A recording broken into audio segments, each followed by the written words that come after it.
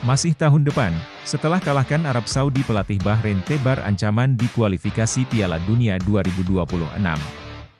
Ketua BTN meluruskan kegaduhan. Stop berpolemik, saatnya timnas fokus kualifikasi Piala Dunia dan pertahankan medali SEA Games.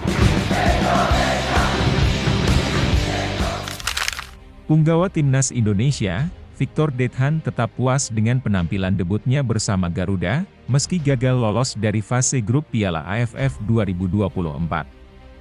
Bintang muda PSM Makassar itu pun berharap bisa terus berkembang, dan dipanggil lagi untuk memperkuat timnas Indonesia. Meski begitu, Dethan sangat bangga karena akhirnya bisa menjalani debutnya bersama timnas Indonesia. Sebab, momen ini memang sudah dinanti-nanti olehnya. Debut tim nasional. Bangga dan bersyukur atas kesempatan ini untuk mewakili negara saya, tulis Dethan dalam akun Instagram pribadinya, Rabu, 25 Desember 2024. Pemain keturunan Kanada ini juga tak lupa menyampaikan permohonan maafnya kepada seluruh supporter atas kegagalan timnas Indonesia. Dethan berharap, ke depan skuad Garuda dapat meraih hasil yang lebih baik lagi. Sementara itu, manajer timnas Indonesia Sumarji, meluruskan terkait polemik target Marcelino Ferdinand dan kawan-kawan di Piala AFF 2024.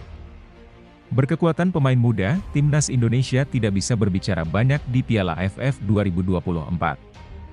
Garuda tersingkir di penyisihan grup dan gagal lolos ke semifinal setelah kalah bersaing dengan timnas Vietnam dan timnas Filipina di grup B. Saya ingin meluruskan beberapa hal. Pertama, Piala AFF 2024. Untuk tahun ini, sejak awal telah direncanakan dengan skuad U22 dikarenakan kami mempunyai target menengah dan jangka panjang.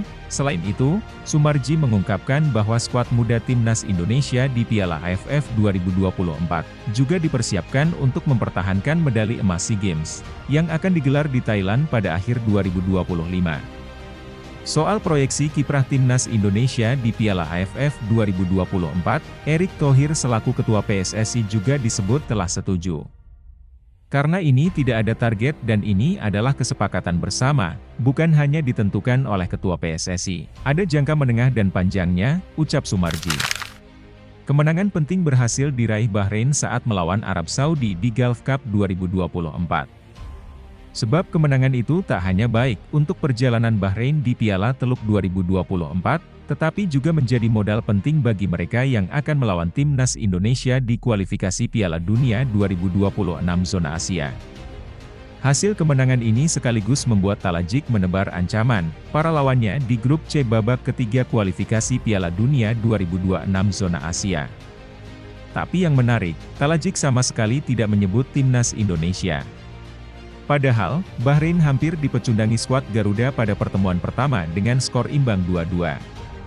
Ini adalah pertandingan yang sulit, tetapi takdir saya selalu bermain di pertandingan besar, seperti untuk kualifikasi Piala Dunia melawan Australia, Jepang, dan Arab Saudi. Insya Allah, kami akan tampil baik, tutur Talajik. Talajik mengklaim saat ini anak asuhnya berkembang sangat baik jelang berjuang di grup C babak ketiga kualifikasi Piala Dunia 2026. Kepercayaan diri skuad Bahrain juga meningkat. Juru taktik asal Kroasia ini mengaku sangat beruntung bisa menjadi bagian dari Tamaroons.